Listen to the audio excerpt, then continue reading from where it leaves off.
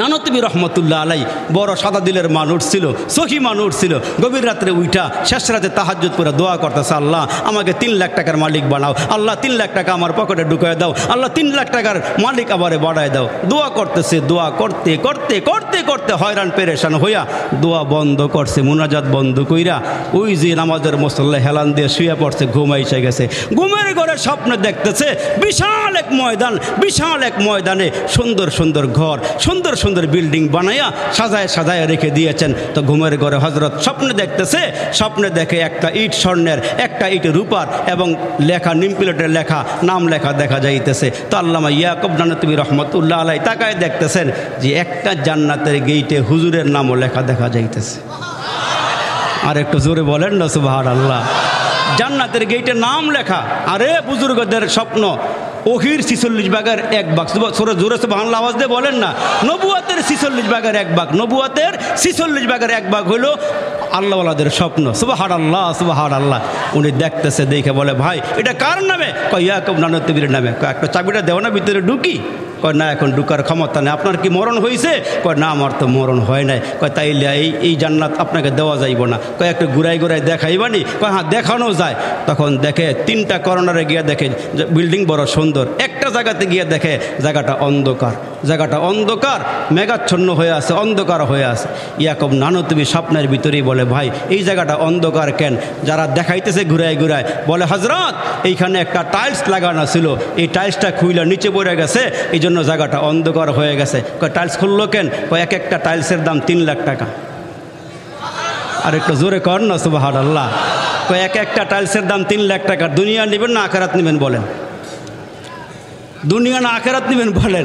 তো হজরত ঘুমের ঘরে বলতেছে, আমার দুনিয়া দরকার নাই। ইস দুনিয়া কে দোস্তি মিসলে কাগজ ফুল হ্যায়, ইস দুনিয়া কে দোস্তি মিসলে কাগজ ফুল হ্যায়, দেখने में खुशनुमा है वो मगर कुछ भी नहीं, जगह जी लगाने के दुनिया नहीं है, ये इबरत की जा है तमाशा नहीं है, जागना है जाग ले अफलाक की साया तली, हशर तक सोना पड़ेगा खाक की साया तली, माटी करो ना माटिर तरे तुम्हार महत जीवनटारे, माटी करो ना माटिर तरे तुम्हार महत जीवनटारे, जीवन যৌবন দাতা যিনি বিলাও জীবন তাহার তরে।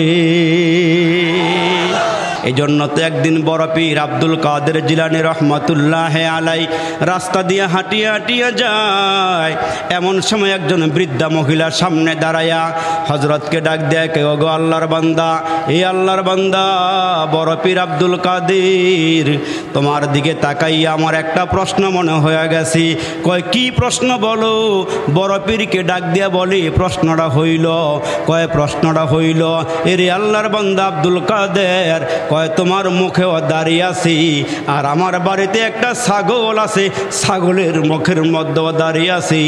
আমি একটু জানতে চাই, তুমি অনেক বড় বুজুর্গ আল্লাহওয়ালা মানুষ, তোমার দাড়িটা উত্তম নাকি আমার বাড়ির ছাগলের দাড়িটা উত্তম? বড় পীর ডাক দিয়া কয়, মাগ এই জবাবটা এখন দেওয়া সম্ভব নয়।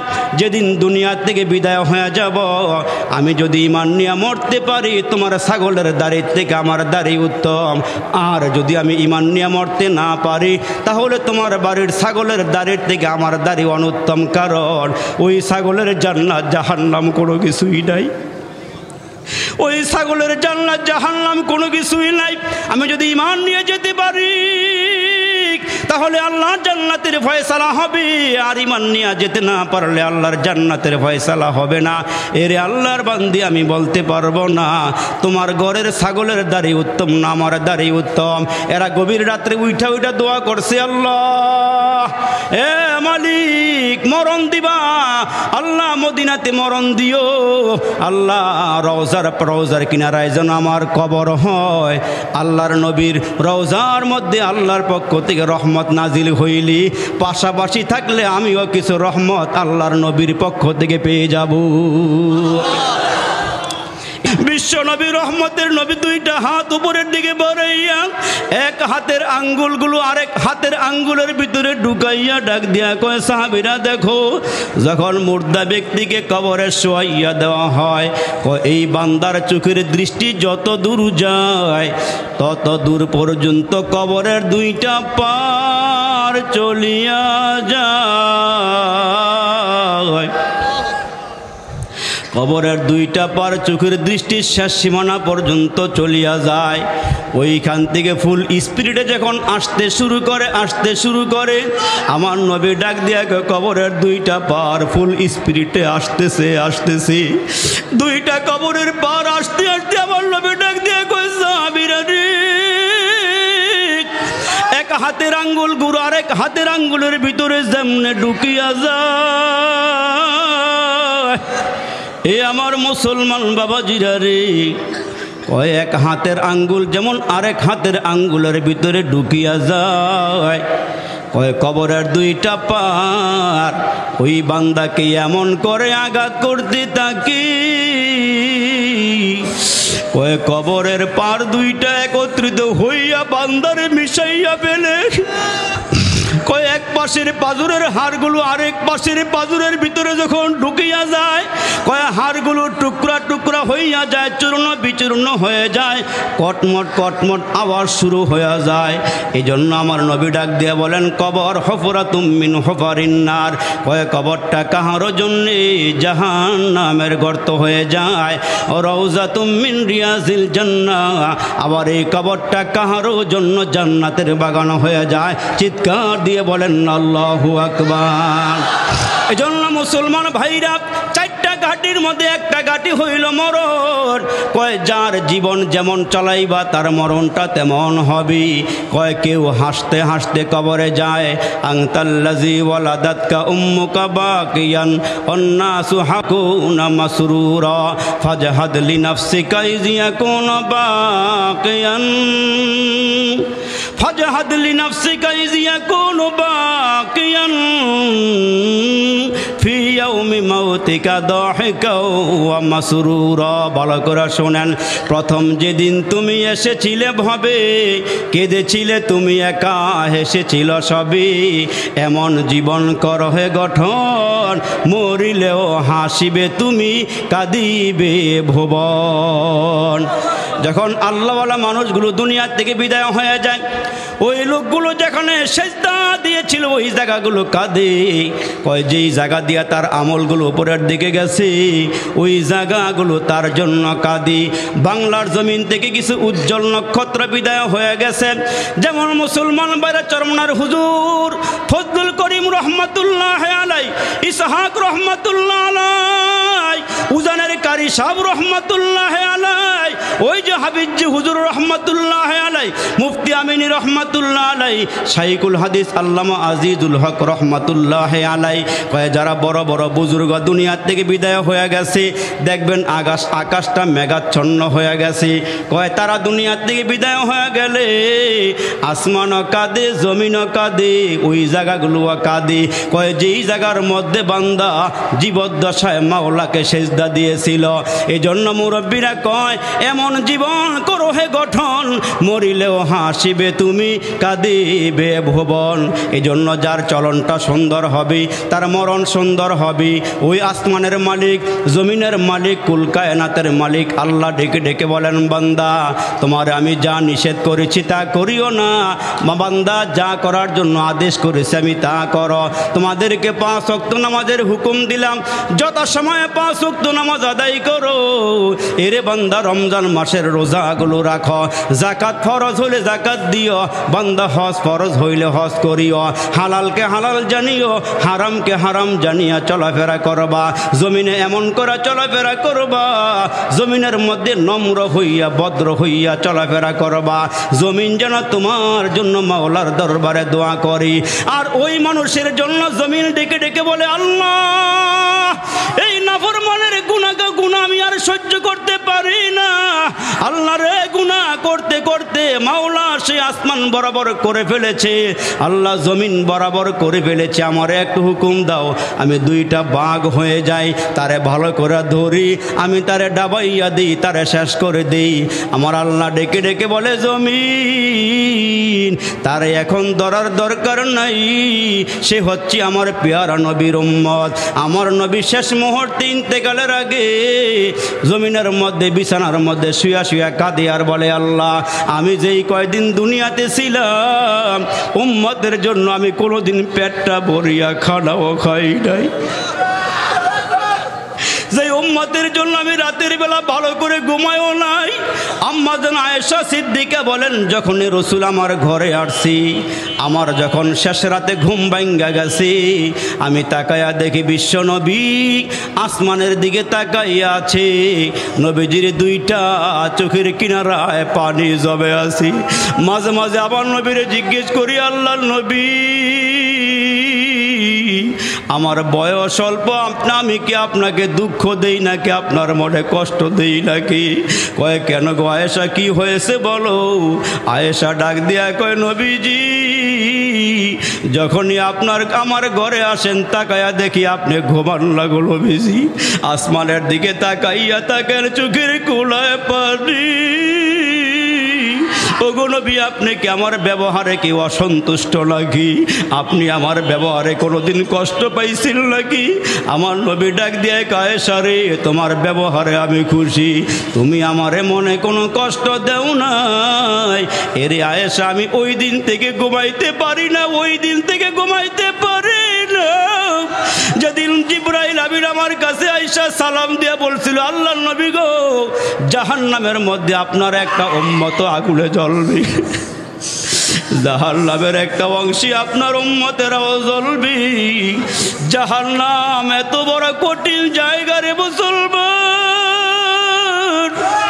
যে জাহান্নাম নবীজি মেরাজের রাত্রে গিয়া দেখে আসছিলেন, ওই জাহান্নামের আগুন পয়গম্বর দেখিয়া দুনিয়াতে আইসা আল্লাহর দরবারে কাঁদে আর তাসবিহ আদায় করে। নবীজি দুনিয়ার জমিনে আইসাকে আল্লাহুম্মা আজিরনি মিনান নার, আল্লাহুম্মা আজিরনি মিনান নার, আল্লাহ আপনি আমাকে জাহান্নামের আগুন থেকে বাঁচান, আল্লাহ আপনি আমাকে আল্লাহ আমার উম্মতকে আপনি জাহান্নামের আগুন থেকে বাঁচান। আয়েশা রে আমার উম্মত জাহান্নামে যাবে এই খবর শুনি আমি ঠিকমতো ঘুমাইতে পারি না, আমি ঠিকমতো খানাও খাইতে পারি না। এ মুসলমান বন্ধু আমার রসুল ডাক দিয়া বলেন আনা আখিজুন বিহুজাজিকুম আনিন নার, আমি যখন দেখি আমি যখন দেখি আমার উম্মতেরা গুনাহ করতে করতে জাহান্নামের কিনারায় গিয়ে হাজির হয়ে গেছি, আমি দুইটা হাত বাড়ায়া বাড়ায়া ডাক দিয়া কে উম্মত আমি পয়গম্বর তোমারে যেমন মায়া করি তোমার মা তোমারে এত মায়া করবে না, তোমার আব্বা তোমারে এত মায়া করবে না। এরে উম্মত আমি বলিয়া যাই জাহান্নামের আগুন বড় কঠিন, ওই জাহান্নামের আগুনের একটা অংশ আরেকটা অংশ থেকে পানা চায় আল্লাহর দরবারে, ওই জাহান্নামের একটা অংশ আরেকটা অংশকে খেয়ে ফেলতে চায়। ওই জাহান্নাম আল্লাহকে ডাক দিয়ে কয় মালিক জাহান্নাম এত উত্তপ্ত হইছে একটা অংশ আরেকটা অংশকে খেয়ে ফেলতে চায়, আমার একটা নিঃশ্বাস ছাড়ার সুযোগ দাও। আল্লাহ কয় তুই দুইবার বৎসরে নিঃশ্বাস নিতে পারবি, একটা হলো শীতের সময় আরেকটা হইল গরমের সময়। জোরে জোরে কন্যা সুবহানাল্লাহ। এই জন্য আমার বাবাজিরা জাহান্নামের আগুন থেকে পরিত্রাণ চাও, মরণের গাটি মরণ রে একটু ইয়াদ করেন। আল্লাহ রসুল কয় যারা দৈনন্দিন কমাস কম 70 বার মরণের কথা স্মরণ করবি এরা শহীদি মরণ লইয়া কবরে যাইতে পারবি। জোরে কন্যা আল্লাহু আকবার। এজন্য এক নম্বরে মরণ। এর মুসলমান চিন্তা করিয়া দেখেন ইমান নিয়ে কবরে যাইতে পারবেন কি পারবেন না, একটু সাবধান হয়ে যান। এজন্য তো এক জগৎ বিখ্যাত একজন নারী নাম হলো রাবিয়া। ওই রাবিয়া যেদিন দুনিয়ার থেকে বিদায় হবে, বিদায় হওয়ার আগে বড় বুজুর্গ হাসান বসুরিকে ডাক দিয়া বলি ওগো হাসান বসুরি আমি আপনার একজন শ্রোতা, আমি আপনার বয়ান শুনি, তবে আপনার কাছে আমার একটা জিজ্ঞাসা, আপনি আমার টেনশনটা একটু দূর করিয়া দেন, আমার চিন্তাটা একটু দূর করিয়া দেন। কয় কি চিন্তা? কয় যেদিন দুনিয়া থেকে বিদায় হয়ে যাব আমি ঈমান নিয়ে কবরে যাইতে পারবো কি পারবো না? আপনি যেহেতু বড় বুজুর্গ আল্লাহওয়ালা মানুষ, আপনি একটু চিন্তাটা দূর করিয়া দেন, আমি ঈমান নিয়ে কবরে যাইতে পারবো নি। আল্লাহর ওলি হযরতে হাসান বসরি ডাক দিয়ে কয়, রাবিয়ারি আমি কেমনে বলবো তুমি ঈমান নিয়ে কবরে যাইতে পারবা কি পারবা না? এই জন্য তো একদিন বড় পীর আব্দুল কাদের জিলানী রহমাতুল্লাহ আলাই রাস্তা দিয়ে হাঁটিয়ে হাঁটিয়ে যায়। এমন সময় একজন বৃদ্ধা মহিলার সামনে দাঁড়ায়া হযরতকে ডাক দেয়, কে গো আল্লাহর বান্দা, এই আল্লাহর বান্দা বড় পীর আব্দুল কাদের, তোমার দিকে তাকাইয়া আমার একটা প্রশ্ন মনে হয়ে গেছে। কয় কি প্রশ্ন বলো? বড় পীরকে ডাক দিয়া বলি, প্রশ্নটা হইল, কয় প্রশ্নটা হইল, এরে আল্লাহর বান্দা আব্দুল কাদের, কয় তোমার মুখেও দাঁড়িয়ে আছি আর আমার বাড়িতে একটা ছাগল আছে, ছাগলের মুখের মধ্যেও দাঁড়িয়ে আছি।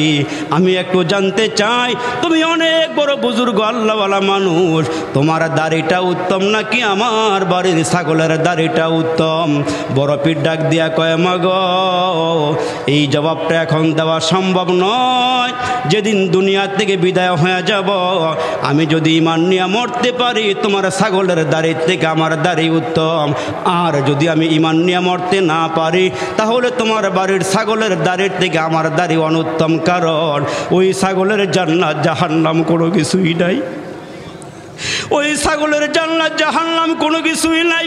আমি যদি ঈমান নিয়ে যেতে পারি তাহলে আল্লাহর জান্নাতের ফয়সালা হবে, আর ঈমান নিয়ে যেতে না পারলে আল্লাহর জান্নাতের ফয়সালা হবে না।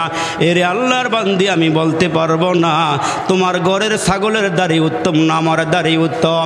এরা গভীর রাত্রে উঠা উঠা দোয়া করছে, আল্লাহ এ মালিক মরণ দিবা, আল্লাহ মদিনাতে মরণ দিও, আল্লাহ রওজার কিনারায় যেন আমার কবর হয়।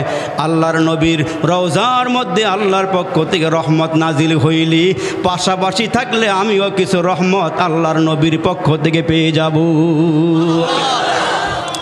এই জন্য এক নম্বর মরণ, মরণের গাটি, মরণ যার সুন্দর হবে কবর তার সুন্দর হবে। আর দুই নম্বরে কবরের গাটি, ওই কবরের মধ্যে ধনী নাই গরিব নাই, কবরের মধ্যে তিনটা প্রশ্ন করা হবে। ওই তিনটা প্রশ্নের জবাব দেওয়া সম্ভব হবে কি হবে না?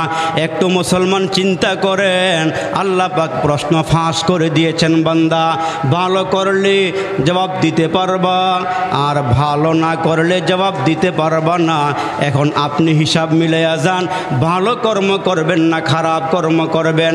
আল্লাহ বলেন, বান্দা আমি তোমার জিহ্বার দিকে তাকায়া থাকি, তোমার জবান দিয়া যা বের হয়, মা ইয়ালফিজু মিন কাউলিন ইল্লা লাদাইহি রাকিবুন আতীদ, জবান দিয়া যা বের করো সঙ্গে সঙ্গে ফেরেশতারা লেখা নেয়। ভালো বললেও লিখি, খারাপ বললেও লিখি। কিরামান কাতিবিন, ফেরেশতা দুজন মানুষের সঙ্গে থাকে সদা সর্বক্ষণ। পাপপূর্ণ ভালো মন্দ যা করে বান্দা সব কিছু লিখে রাখে আমল নামায়, সব কিছু লিখে রাখে আমল নামায়। কিরামান কাতিবিনা ইয়ালামুনা মা তাফআলুন, বান্দা ফেরেশতারা সব লিখেন, সব লিখেন, ভালো বললেও লিখে মন্দ বললেও লিখে। এই জন্য হযরত আবু বকর সিদ্দিক মাঝে মাঝে জিহ্বা দরিয়া দরিয়া টানতো আর বলতো, জিহ্বারি তোর কারণে মানুষ নেককার হয়ে যায়, তোর কারণে মানুষ বদকার হয়ে যায়, তোর কারণে মানুষ ভালো হয়ে যায়, তোর কারণে মানুষ অলি হয়ে যায়, তোর কারণে মানুষ খারাপ হয়ে যায়। মাঝে মাঝে হযরত আবু বকর সিদ্দিক কাঁদে আর বলে, আল্লাহ তুমি যদি আমার একটা হাইওয়ান জানোয়ার বানাইতা তাহলে আমার কোনো টেনশন ছিল না। আমি যদি দুনিয়াতে কোনো আমার সহকর্মী কোনো জানোয়ার হাইওয়ানকে গুতা দিয়া থাকে, হাসরের ময়দানে আমারে আল্লাহ দুর্বল বানাইয়া ওইটারে সবল বানাইয়া একটা গুতা দেওয়াইয়া সমান করে মাটির সাথে আমারে মিশাইয়া দিবি, অথচ আমারে মানুষ বানাইছ। আল্লাহ যদি হিসাব মিলে কবরে যাইতে পারি আর যদি জান্নাতের সার্টিফিকেট হাতে পাই তাইলে আমি ভালো মানুষ, আর যদি জাহান্নামের সার্টিফিকেট হাতে এসে যায় আমার চেয়ে খারাপ মানুষ আল্লাহর জমিনে আর একজনও নাই। এরা প্রায় সময় হিসাব মিলাইতো রাতের অন্ধকারে, আল্লাহ দুনিয়াতে বড় আদর করে সোহাগ দিয়া মায়া দিয়া পাঠাইলা, কিন্তু আল্লাহ রে আমি কি করতে পারলাম। অথচ তাকায়া দেখেন আবু বকর সিদ্দিকের আমলের কথা বলতে গিয়ে আল্লাহ রসুল বলেন হযরত ওমরের নেক আমল আসমানের তারকা বরাবর, আবু বকর সিদ্দিকের নেকের আমলের কোনো বরাবর নাই। আবু বকর সিদ্দিককে আল্লাহ হাসরের কঠিন ময়দানে ডাক দিয়ে বলে, আবু বকর দুনিয়াতে আমার নবী সমস্ত সাহাবীদের ঋণ পরিশোধ করতে পেরেছে, আর তুমি আমার নবীর জন্য যা করেছো ঋণ পরিশোধ করতে পারে নাই, ওই বদলাটা হাসরের ময়দানে আমি আমার কুদরতি হাত দিয়া তোমারে দিয়া জান্নাতের ফয়সালা করবো। সুবহানাল্লাহ, জোরে বল। এত কিছু করার পরও আবু বকর সিদ্দিক কাঁদে, হাউমাউ করে কাঁদে। আল্লাহু আকবার। এ আমার মুসলমান ভাইরা, এই জন্য আল্লাহ বলেন ওয়াসারিউ ইলা মাগফিরাতিম মির রাব্বিকুম, আমার মাগফিরাতের দিকে দৌড়াও। আমি আল্লাহ ক্ষমা দেওয়ার জন্য 24টা ঘন্টা তোমার দিকে তাকায়া থাকি, তুমি মাপ চাইতে দেরি হয়, আমি আল্লাহ তোমাকে ক্ষমা করতে দেরি করি না।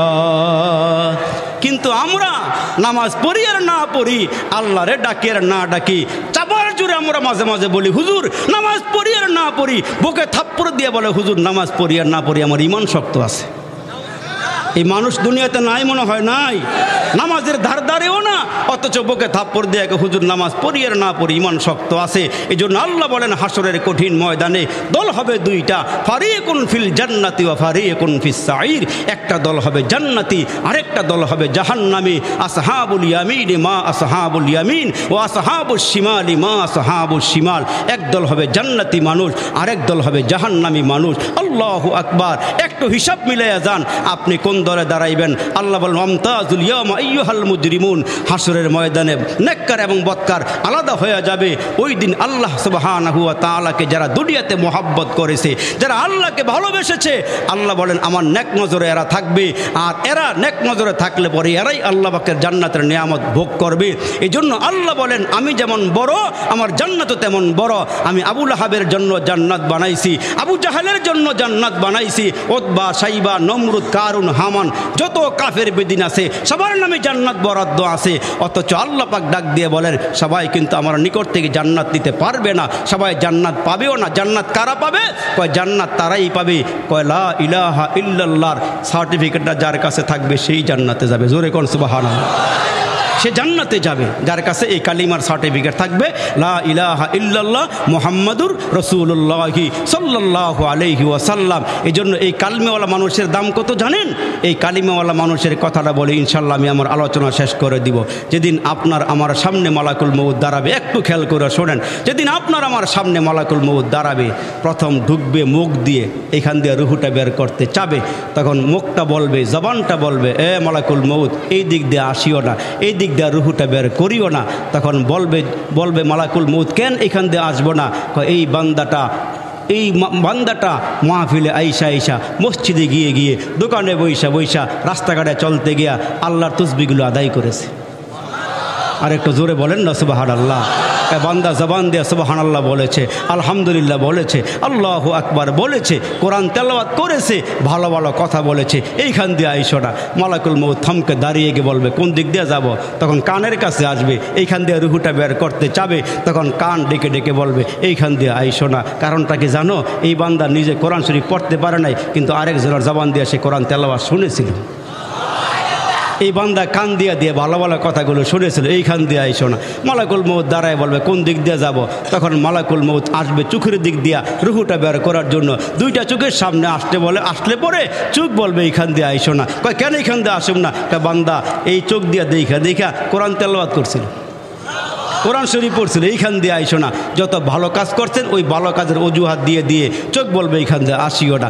অবশেষে পায়ের দিক দিয়ে যাবে, পায়ের দিক দিয়ে যখন রুহুটা বের করতে চাবে, পাও বলবে এই বেটার কাছে এইখান দিয়ে আইসো না, মালাকুল মউত এই পায়ের দিক দিয়ে আইসো না। কয় কেন? কয় এই বান্দানা হাইটা ওয়াজে আসছে, এই বান্দানা হাইটা ভালো কাজ করছে, মসজিদে গেছে, দাওয়াত তাবলীগের সময় লাগাইছে, আল্লাহওয়ালাদের সহবতে গিয়েছে, এইখান দিয়ে আইসো না। তখন মালাকুল মউত আল্লাহর সামনে বলবে আল্লাহ এই বেটার চতুর্দিক দিয়ে রুহু বের করতে না করে কি করুম এখন বলো। তখন আল্লাহ বলবেন মালাকুল মউত রে, দুররাতুস সালিহিন কিতাবের ভিতরে লিখেন যে ওই মুহূর্তে আল্লাহ বলবেন মালাকুল মউত তোমার হাতের তালুর মধ্যে লা ইলাহা ইল্লাল্লাহ মুহাম্মাদুর রাসূলুল্লাহ সাল্লাল্লাহু আলাইহি ওয়াসাল্লাম একটু লেখা তার সামনে তুলে ধরো। এই বান্দা কালিমার পাগল, কালিমারে মোহাব্বত করে, কালিমা জবান দিয়ে বারবার উচ্চারণ করে, বারবার উচ্চারণ করে, এই বান্দার সামনে তুলিয়া ধরো। যখন কালিমাটা লেখা তার সামনে ধরবে তখন রুহুটা বের হওয়ার জন্য ছটপট ছটপট করবে। তখন আল্লাহ বলবেন একটা সুন্দর ডাক হবে, ইয়া আইয়াতুহান নাফসুল মুতমাইন্না, এই সফল নফস, মুতমাইন নফস, তোমার এখন বের হওয়ার সময় হয়েছে। তবে তোমার পুরস্কারটা তোমার একটু দেখা দেয়। ইন্নাল্লাযীনা ক্বালু রাব্বুনাল্লাহ সুম্মা ইসতাকামু তাতানাজ্জালু আলাইহিমুল মালাইকা আল্লা তাখাফু ওয়া লা তাহজানু ওয়া আবশিরু বিল জান্নাহ। যারা আমাকে ভয় করেছো তোমার কোনো চিন্তা নাই, তোমার কোনো পেরেশানি নাই। আমার একটা অঙ্গীকার ছিল, আমার একটা ঘোষণা ছিল, তোমার আমি জান্নাত দেবো, একটা ওয়াদা করেছিলাম। এখন জান্নাতের দিকে তাকাও, রুহুটা বের হতে দেরি হবে, এইখানে আসতে দেরি হবে না। তখন বান্দা তাকায়া দেখবে ১৫০০ বছর আগে আমার নবী বলেছিল মা লা আইনুন রাআত ওয়ালা উযনুন সামিআত ওয়ালা খাতারা আলা কলবি বাশার। এই উম্মতেরা শোন, এমন জান্নাত আল্লাহ বানাইছে যা চোখে দেখো নাই, কানে শোনো নাই, অন্তরে কল্পনাও করা নাই। এই জন্য আমাদের একজন বুজুর্গ আল্লামা ইয়াকুব নানতবী রহমতুল্লাহ আলাই বড় সাদা দিলের মানুষ ছিল, সখী মানুষ ছিল। গভীর রাত্রে উঠা শেষ রাতে তাহাজ্জুদ করে দোয়া করতেছে, আল্লাহ আমাকে ৩ লাখ টাকার মালিক বানাও, আল্লাহ ৩ লাখ টাকা আমার পকেটে ঢুকিয়ে দাও, আল্লাহ 3 লাখ টাকার মালিক আবারে বাড়ায় দাও। দোয়া করতেছে, দোয়া করতে করতে করতে করতে হয়রান পেরেশান হইয়া দোয়া বন্ধ করছে, মুনাজাত বন্ধ কইরা ওই যে নামাজের মুসল্লা হেলান দিয়ে শুয়ে পড়ছে, ঘুম এসে গেছে। ঘুমের ঘরে স্বপ্নে দেখতেছে বিশাল এক ময়দান, বিশাল এক ময়দানে সুন্দর সুন্দর ঘর, সুন্দর সুন্দর বিল্ডিং বানাইয়া সাজায় সাজায় রেখে দিয়েছেন। তো ঘুমের ঘরে হজরত স্বপ্নে দেখতেছে, স্বপ্নে দেখে একটা ইট স্বর্ণের, একটা ইট রূপার এবং লেখা নিম প্লেটের লেখা, নাম লেখা দেখা যাইতেছে। তো আল্লামা ইয়াকুব নানতবী রহমতুল্লাহ আলাই তাকায় দেখতেছেন যে একটা জান্নাতের গেইটে হুজুরের নামও লেখা দেখা যাইতেছে। আর একটু জোরে বলেন না সুবহানাল্লাহ। জান্নাতের গেইটে নাম লেখা। আরে বুজুর্গদের স্বপ্ন, ওহির 46 ভাগের 1 ভাগ, জোরে জোরে সুবহানাল্লাহ আওয়াজ দিয়ে বলেন না। নবুয়াতের 46 ভাগের 1 ভাগ, নবুয়াতের 46 ভাগের 1 ভাগ হলো আল্লাহওয়ালাদের স্বপ্ন। সুবহানাল্লাহ সুবহানাল্লাহ। উনি দেখতেছে, দেখে বলে ভাই এটা কার নামে? কয় ইয়াকুব নানতবীর নামে। কয় একটা চাবিটা দেও না, ভিতরে ঢুকি। কয় না এখন ঢুকার ক্ষমতা নেই। আপনার কি মরণ হয়েছে? কয় না আমার তো মরণ হয় নাই। কয় তাইলে এই জান্নাত আপনাকে দেওয়া যাইব না। কয় একটু ঘুরাই ঘুরাই দেখাইবানি? কয় হ্যাঁ দেখানো যায়। তখন দেখে 3টা কর্নারে গিয়ে দেখে বিল্ডিং বড় সুন্দর, একটা জায়গাতে গিয়ে দেখে জায়গাটা অন্ধকার, জায়গাটা অন্ধকার, মেঘাচ্ছন্ন হয়ে আছে, অন্ধকার হয়ে আছে। ইয়াকুব নানতবী স্বপ্নের ভিতরেই বলে ভাই এই জায়গাটা অন্ধকার কেন? যারা দেখাইতেছে ঘুরাই ঘুরাই বলে হজরত এইখানে একটা টাইলস লাগানো ছিল, এই টাইলসটা খুইলা নিচে পড়ে গেছে, এই জন্য জায়গাটা অন্ধকার হয়ে গেছে। কয় টাইলস খুললো কেন? কয় এক একটা টাইলসের দাম 3 লাখ টাকা। আর একটু জোরে কর না সুবহানাল্লাহ। কয় এক একটা টাইলসের দাম 3 লাখ টাকা। দুনিয়া নেবেন না আখিরাত নেবেন বলেন? দুনিয়া না আখিরাত নেবেন বলেন? তো হজরত ঘুমের ঘরে বলতেছে আমার দুনিয়া দরকার নাই। ইস দুনিয়া কে দোস্তি মিসলে কাগজ ফুল হ্যায়, ইস দুনিয়া কে দোস্তি মিসলে কাগজ ফুল হ্যায়, देखने में खुशनुमा है वो मगर कुछ भी नहीं, जगह जी लगाने के दुनिया नहीं है, ये इबरत की जा है तमाशा नहीं है, जागना है जाग ले अफलाक की साया तली, हशर तक सोना पड़ेगा खाक की साया तली, माटी करो ना माटिर तरे तुम्हार महत जीवनटारे, माटी करो ना माटिर तरे तुम्हार महत जीवनटारे, जीवन যৌবন দাতা যিনি বিলাও জীবন তাহার তরে। কয় জীবন যিনি দিয়েছেন তার দিকে বিলাইয়া দাও, জীবন তারে দিয়ে দাও। এই জন্য মুসলমান 4টা ঘাঁটি আছে। 1 নম্বর মরণের ঘাঁটি, 2 নম্বরে কবরের ঘাঁটি, 3 নম্বরে হাসরের ময়দানের ঘাঁটি। হাসরের ময়দানের ভয়াবহতার কথা আমরা জানি। ওই দিন আব্বা তার সন্তান চিনবে না, মা তার সন্তান চিনবে না। আল্লাহ বলেন ইয়াউমা ইয়াফিরুল মারউ মিন আখি ওয়া উম্মিহি ওয়া আবিহি ওয়া সাহিবাতিহি ওয়া বানি। কেউ কাউকে পরিচয় দিবে না। মা বলবে আমার দুনিয়াতে বিয়ে হয় নাই, বাচ্চা আসবে কোথায় থেকে, আমার বিয়ে হয় নাই। ওই দিন এটা বলবে, কেউ কাউকে চিনবে না হাসরের ময়দান। আর 4 নম্বর হচ্ছে পুলসিরাতের ঘাটি।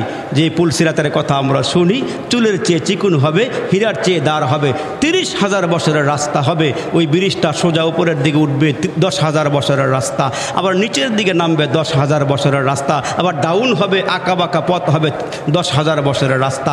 আর নিচে জাহান্নাম স্থাপন করা হবে। মোমেনেরা কেউ বিদ্যুৎ গতিতে আল্লাহর ওই পুলসিরাত পার হয়ে জান্নাতে যাবে। আর যারা মুসলমান ওই সময় গুনাহগার হবে, পিচ্ছিল পথ হবে, মুসলমান বাইরা সারি সারি কাটা হবে, আটকায় ধরবে, কেটে ফেলবে, জাহান্নামের নিচে পড়ে যাবে। এই জন্য 4টা ঘাটি হবে। এই 4টা ঘাটি যেন আমাদেরকে আল্লাহ তাআলা সহি সালামতে পৌঁছে দেয়, আমরা বলি আমিন। আর একটু জোরে আওয়াজ করে বলে আমিন। এই যে আপনাদের এখানে একটা ফাউন্ডেশন, এই ফাউন্ডেশন মানব কল্যাণ ফাউন্ডেশন, এইখান থেকে অনেক সাহায্যের হাত বাড়ানো হয়, আমারে বলছে সাহায্যের হাত এরা বাড়ায়। বিভিন্ন গরিব দুঃখী অসহায় যারা আছে এই ফাউন্ডেশনের পক্ষ থেকে দান দক্ষিণ এরা করে। এই জন্য এই ফাউন্ডেশনে যিনারা দায়িত্বে আছেন এনারা বলেছেন যে যারা